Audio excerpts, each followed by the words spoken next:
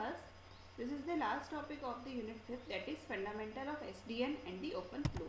These are the contents of this lecture, that is disadvantages of current scenario in the networking, introduction to SDN, what is SDN, SDN architecture, need for SDN, how SDN works, implication of SDN and open flow. So firstly, what are the disadvantages of current scenario? So in today's technology was not designed keeping today in mind.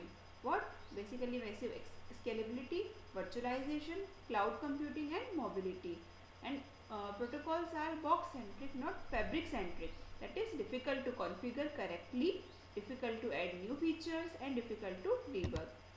And it is a closed system, that is vendor hardware based. So it is stuck with given interfaces, hardware to meaningfully collaborate, vendors hesitate to open it and no way to add new features by yourself.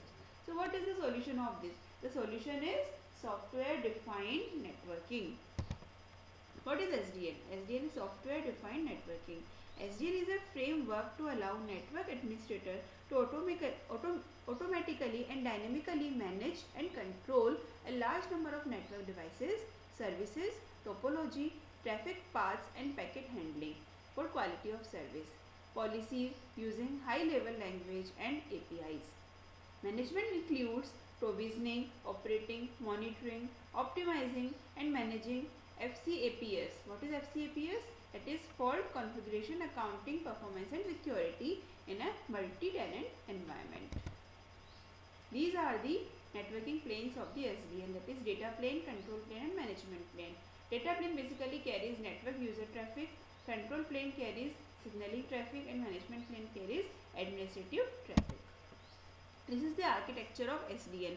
So you can see here that application layer basically consists of all the business applications. Control layer consists of SDN control software where network services are connected with the network devices.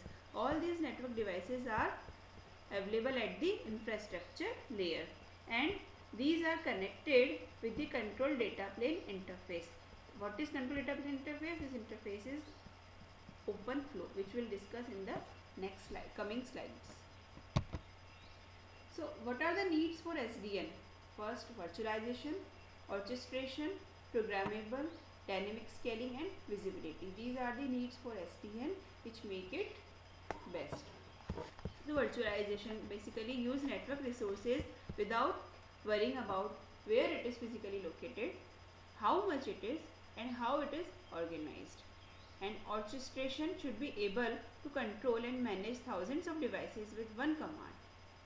Programmable should be able to change behavior on the fly and dynamic scaling should be able to change size, quantity and capacity, and visibility monitor resources and connectivity. These are the hardware internals of the SDN. So this is the logical view of the switch used in the SDN and this is the physical architecture of the switch, in which a processor is present, here data plane is present and here in this control plane is present. Here is the switching fabric and in the logical view you can see here applications, here network OS and here SIC is present. So internals of SDN are available here. You can see that different applications run on the application layer. Here network OS is present and this switching operating system is connected with network OS with the help of southbound API, right? What is southbound API? Southbound API basically decouples the switch hardware from the control functions, that is data plane from the control plane, right?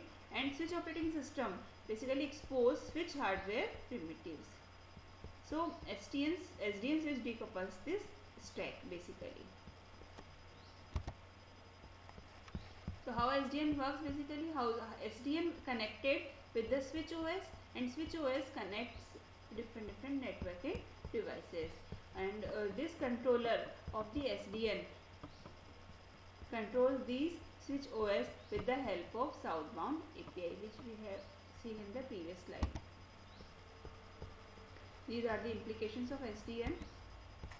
So you can see here that This is the scenario for the current networking, and this is the scenario for SDN enabled environment, right, in the networking. So in the current networking, basically distributed protocols present and network configured basically indirectly. So what is distributed protocol? These distributed